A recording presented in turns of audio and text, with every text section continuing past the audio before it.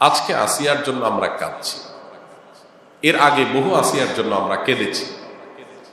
আজ আমরা আসিয়াকে দাফন করেছি, বহু আসিয়াকে এই বাংলার মাটিতে এই পর্যন্ত আমরা দাফন করেছি, কিন্তু আসিয়াদের ধর্ষকদেরকে দাফন করার ঘটনা আমাদের মনে পড়ে না।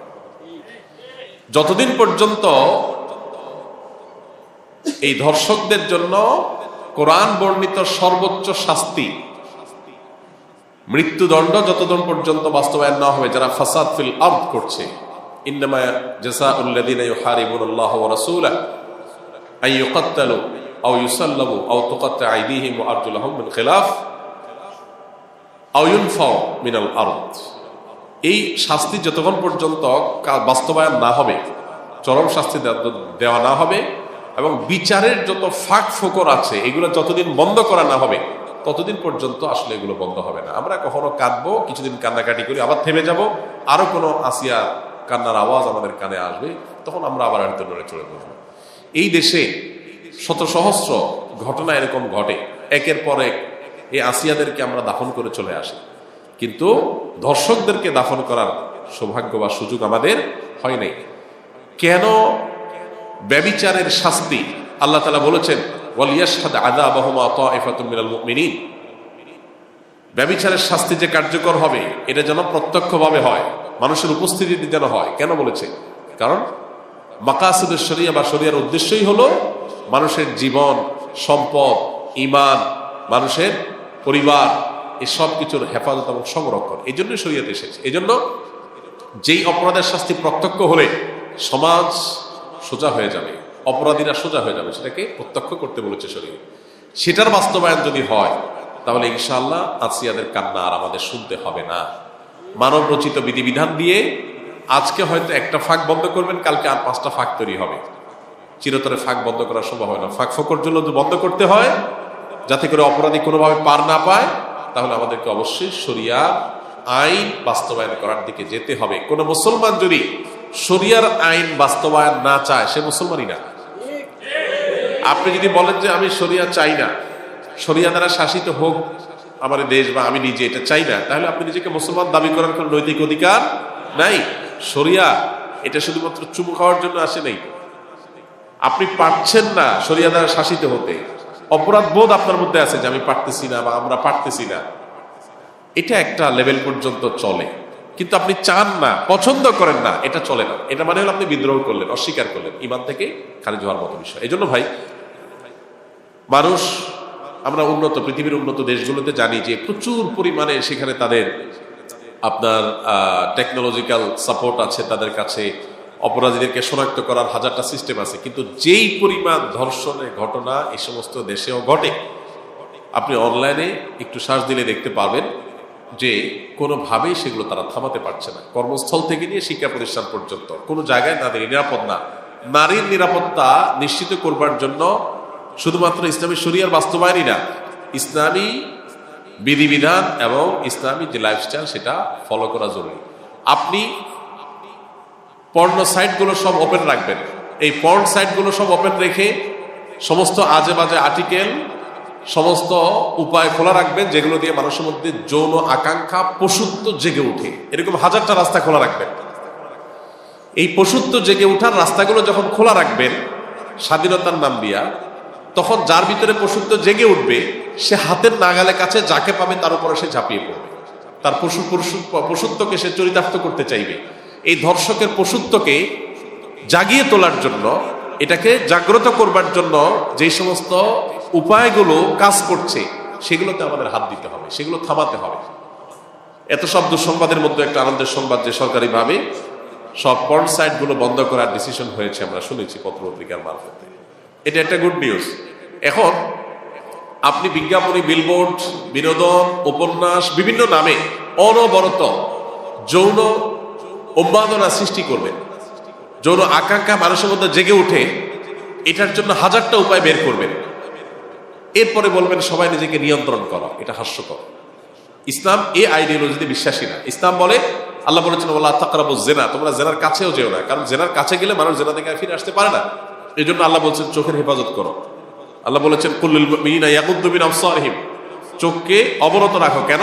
কারণ চোখ দিয়ে তুমি যদি বিজ্ঞাপনে, বিলবোর্ডে, পত্রিকার পাতায়, মোবাইল স্ক্রিনে, অনলাইনে, অফলাইনে কোনো পরনারীর সৌন্দর্য তুমি অবলোকন করো, অবলোকন করার পর তোমার মনের ভিতরে অস্থিরতা আসবে, তোমার মনের ভিতরে যৌন আকাঙ্ক্ষা চরিতার্থ করার চাহিদা জেগে উঠবে। এই যে জেগে উঠবে, এই জেগে উঠার পর এটাকে নিয়ন্ত্রণ করাটা কঠিন কাজ, সবাই পারে না, কেউ পারে, কেউ অ্যাক্সিডেন্ট করে। এই জন্য শরীয়ত বলেছে নিয়ন্ত্রণ করতে, আর আজকের ভোগবাদী পৃথিবী বলছে অনিয়ন্ত্রিত করতে স্বাধীনতার নাম দিয়ে। আপনি মানুষকে লাগামহীন করে দিবেন, আবার বলুন সবাই যার যার যাকে নিয়ন্ত্রণ করো, এটা হাস্যকর, এটা সম্ভব না। এই জন্য দুইটা জিনিসে বাস্তবায়ন আসিয়াদের কান্নাকে থামাতে পারে। নাম্বার এক, আমাদের সমাজে নীতি নৈতিকতার যে ভিত্তি নড়বড়ে হয়ে গেছে, নামাজ কালাম পড়ে কিন্তু ইসলামের অন্যান্য বিধিবিধান, চোখের হেফাজত করার জন্য ওইরকম পরিবেশ, ওইরকম এনভায়রনমেন্ট, এগুলো আমাদের দেশে নাই, এগুলো আমাদের মুসলমানদের সমাজ আজকাল নাই। না থাকার কারণে কি হয়েছে, মানুষ তার ভিতরে যৌন আকাঙ্ক্ষা জেগে উঠছে, পশুত্ব জেগে উঠছে, ধর্ষকরা দর্শক হয়ে উঠছে। তো এই জন্য একদিকে ইসলামের এই অনুশাসন, বিধিবিধান, এগুলোকে কঠোরভাবে মেনে চলার জন্য চেষ্টা করতে হবে। পশ্চিমাদের শেখানো পথে আমরা স্বাধীনতার নাম দিয়ে মেয়েদেরকে পণ্যে পরিণত করব, তাদেরকে ভোগ্য পণ্যের মতো করে উপস্থাপন করব। ছেলেদেরকে আমরা তাদের যৌন আকাঙ্ক্ষাকে জাগ্রত করে তুলব, আবার অপর দিকে বলবো না সব মেয়েরা সেফ থাকতে হবে, তাদের কোনো কিছু হতে পারে না। এটা সাংঘর্ষিক এবং আপনার পরস্পর বিরোধী কাজ। এজন্য একদিক থেকে ইসলামের অনুশাসন মানতে হবে, নীতি নৈতিকতা, এটা আমাদের সমাজে চর্চা বাড়াতে হবে। আর অপর দিকে এ ধরনের অপরাধকে সংগঠন করলে তার জন্য কোরআনের দেওয়া সর্বোচ্চ শাস্তি প্রকাশ্যে বাস্তবায়ন করতে হবে। এই দুইটা প্রচেষ্টা যদি সমান্তরালভাবে হয়, বিচার থেকে আইনের ফাঁকফোকর দিয়ে বের হওয়ার যত রাস্তা আছে এগুলো যদি বন্ধ করা হয়, ইনশাআল্লাহ এ ধরনের নির্মমতা কথা আমাদের আর শুনতে হবে না। আল্লাহ আমাদেরকে সে সুদিন দান করুন।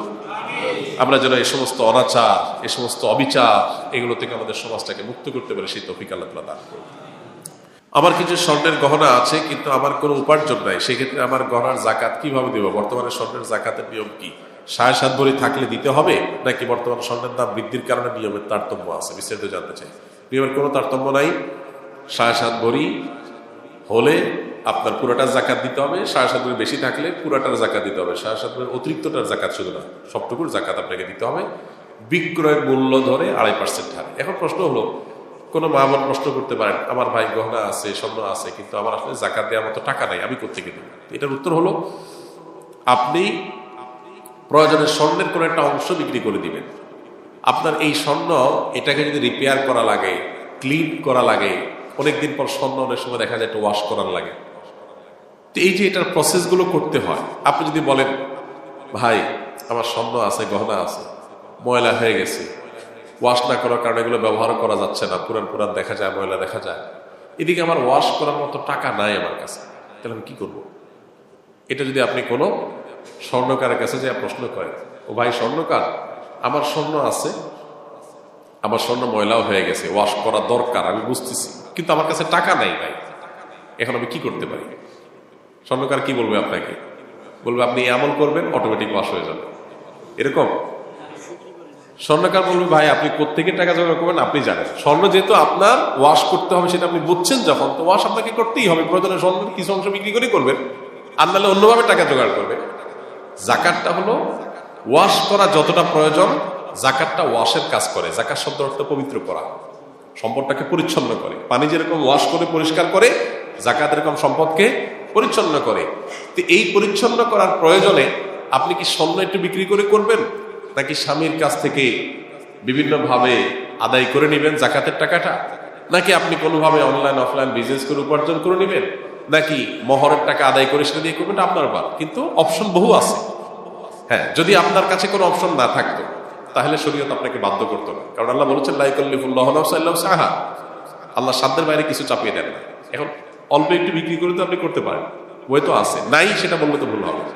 তো এই জন্য কেন শরীয়ত আসলে জাকাতের বিধান নেই? শরীয়ত চায় আমাদের সম্পদগুলো রুলিং থাকুক, তাতে আমাদের আর্থিক যে অর্থনীতির চাকা সেটা সচল থাকবে, আমরা আমাদের অর্থনৈতিক অনটন দূর হবে, কোনো সম্পদ অলস যেন প্রয়োগ না থাকে। জাকাত দিতে হবে এই গরজে আপনি বাধ্য হয়ে ওইটা টাকায় খাটাবেন বা আপনি একটা বিজনেস করবেন, আপনি ইনকাম সোর্স বের করবেন। অনেক মেয়েরা আছে স্বামীরে মাফ করে দেয়, মহরের টাকা দেওয়া লাগবে না, থাক মাফ তোমার জন্য। এদিকে জাকাত দিতে পারতেছে না, আয়েশা হুজুরের কাছে কাগজ লেখা দেয়। তা আপনি নিজে অভাবী, জাকাত দেওয়ার টাকা নাই আপনার কাছে, তো স্বামীরে মাফ করতে বলছে কি আপনাকে? আপনি নিজে জাকাত দেওয়ার মতো আপনার যেটা নেসেসারি খরচ করতেই হবে, সেটার জন্য আপনার টাকা নাই, আপনি নিজেই তো গরিব। তাহলে তো সেখানে আপনি আবার দান করতে আসছেন কেন স্বামীরে? স্বামীর নাকে রশি দিয়া বলেন মহরের টাকা নিয়ে আসো, আমি জাকাত দেব, শেষ। তাহলে আপনি দায়মুক্ত হয়ে যাবেন।